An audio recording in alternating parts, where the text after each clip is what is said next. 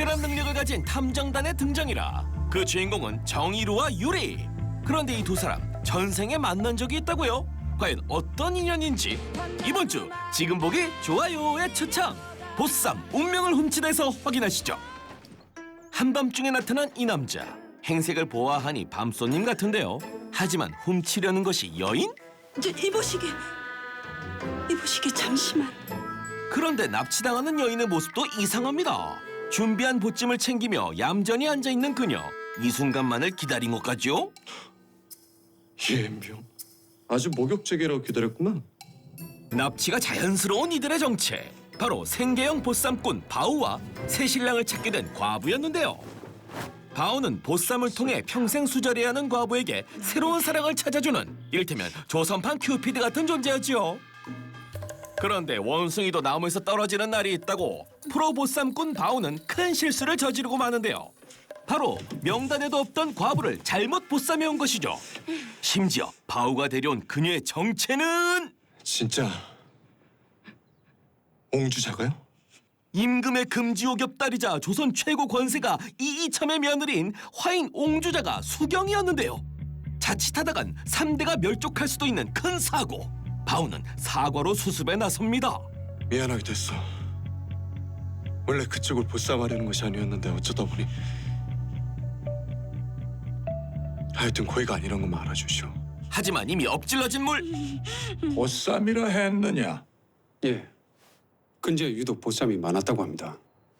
돈을 받고 보쌈을 해주는 놈들이 있는데 그 놈들 짓일 거랍니다. 제가 좌포청 인원들을 총동원해서라도 그놈들을 추적해 볼 테니 며칠의 말미를 주시면. 아니, 무슨 일이 있어도 내일까지 반드시 찾아내야만 한다. 거란에서 무슨 일이라도 있으셨습니까? 혹시 주상 전하께서? 내일 함께 입고라라신다. 예? 그럼 내일까지 찾지 못한다면 어찌할 생각이십니까? 사대부 집안에서 며느리가 보쌈을 당하다니. 이 사실이 알려졌다간 큰 망신이 될 게 뻔했죠. 한편 바우 역시 옹주 때문에 고민하던 중 옹주와 아들의 목소리를 듣게 된 바우. 한번 해보거라. 하루빨리 모든 걸 돌려놔야 한다는 걸 깨닫습니다. 내가 이쁜 여자 전부 용으리랬지? 예. 당신! 무함하다. 내가 진짜 여자 믿는데 믿어도 좋다. 대신 나랑 내 아들 찾는다는 소문만 들렸다 하면 당신이랑 나랑 둘이 밤마다.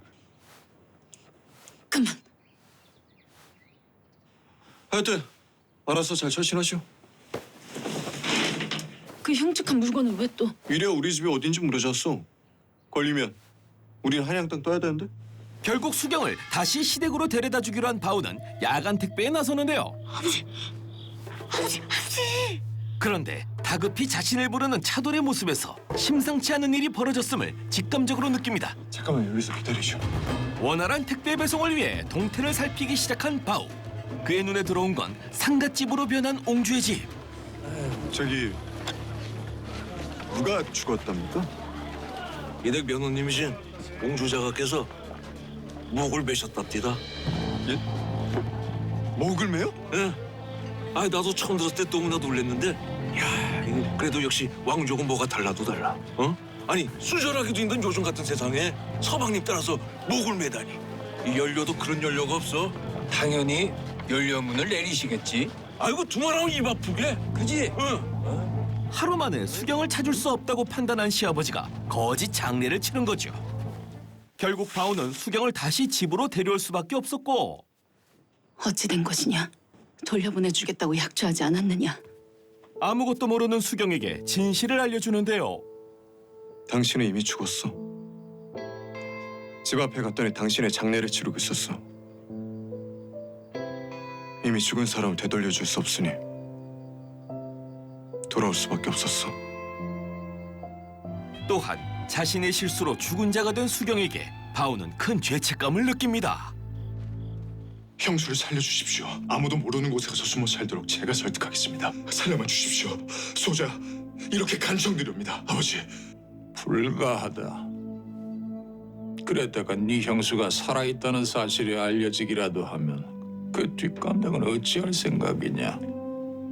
오직 죽은 자만이 입을 다무는 법이야. 한편 이첨은 가문을 위해 며느리를 찐 죽은 자로 만들고자 결심하고 갈 곳을 잃은 것도 억울한데 시아버지에게 목숨까지 위협받게 된 수경. 아버지와 어머니가 있는 궁궐로 들어가 모든 진실을 밝히기로 하는데요. 하지만 이 모든 것을 예상한 듯 이미 시아버지의 사람들로 사대문은 다 막혀버린 상황. 접근조차 어려워진 탓에 세워둔 계획은 일단 후퇴. 그쪽 시아버지 의세가 정말 대단한 거 같소. 대궐 수문장까지 소나기에 준 걸 보면 얘 명치를 가지고였나? 아니 단복문이 이러면 다른 문도 다 지키고 있을 게 뻔한데 이제 어쩔고요?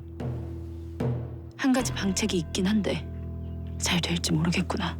그때 수경이 떠올린 방책은 바로 나인으로 변장하여 궁에 들어가는 건데요. 멈추게. 당장이라도 아바마마를 찾아가 진실을 알리고 싶지만 시아버지 때문에 함부로 움직일 수도 없던 수경은 결국 한 나인을 포섭해 이를 도모합니다. 한상궁 마마님께 이걸 좀 전해주고 후원 애련지에서 뵙자고 전해주면 안 되겠소? 잠시 후 수경은 약속된 장소에서 한상궁이 나오기만을 애타게 기다리는데요. 그때 저기 누가 와요. 수경을 찾아온 건 한상궁이 아닌 시아버지가 궐 안에 심어놓은 비선 실세 김계애 씨였습니다. 오랜만에 뵙습니다. 바이농주 자가. 엄마 마마님은 제가 온 줄 모르시겠군요. 어릴 때도 영특하시더니 여전히 총명하십니다. 내 시아버님과 손을 잡았군요. 옹주 자가께서 살아계신다는 사실이 주상전하에게 누가 되니까요. 누가 된다 하셨습니까? 좌상대감이 누굽니까? 조선 최고의 건세가요. 조정의 팔화를 거머쥔 대북의 수장이 아니십니까? 아마 진정한 영모가 일어날 것입니다. 조선 최고 권력가인 자신의 시아버지라면 너무도 가능한 일이기에 아무 말을 할 수 없던 수경. 그렇다면 김계애 씨는 그녀에게 무엇을 원하는 걸까요? 죽어주십시오. 옹주 자가. 나라를 위해 죽어달라는 김계애 씨. 이거 제대로 선 넘었는데? 모두가 자신이 죽기만을 원하는 상황에 다시 도망쳐 나온 수경. 비참한 현실에 화를 내긴커녕 눈물만 흘리는 그녀의 모습이 바오는 그저 안타깝습니다. 다음 날 더 이상 한양에 머무를 수 없게 된 세 사람은 또 다른 거취를 찾아 길을 나섰는데요. 여기 멋지다. 그쵸, 옹주다가. 위태로워 보이는 수경이지만 바오는 아들을 위해 큰 결심을 하는데요. 이제 그만 찢어집시다. 아버지. 우리 이쪽으로 갈 테니 그쪽은 저쪽으로 가든 뭐 돌아서 가든 알아서 하시오. 싫어. 옹주다가랑 같이 안 가면 나도 안 가. 이리 와. 아버지. 옹주다가랑 같이 가. 아버지. 잘 가거라. 부디 무탈하게 자라기를. 오롯이 혼자 남게 된 수경은 영모의 씨앗이 될 거란 김계애 씨의 말을 떠올리며 끝내 절벽 앞에 서게 되고 마지막으로 자신이 죽었다고 생각하고 있을 부모님에게 전하지 못할 안부를 전하는데요. 아바마마, 어마마마님, 부디 수복 강령하시옵소서.